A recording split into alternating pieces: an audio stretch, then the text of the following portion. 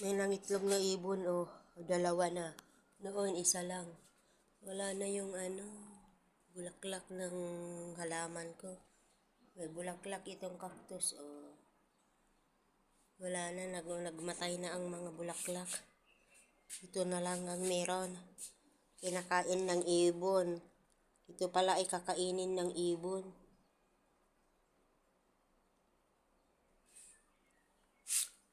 Meron pa dito, oh. May patatas doon. May May 3 anak na ang patatas.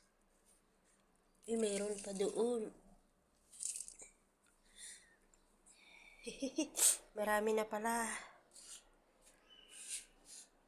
Yung itlog, oh.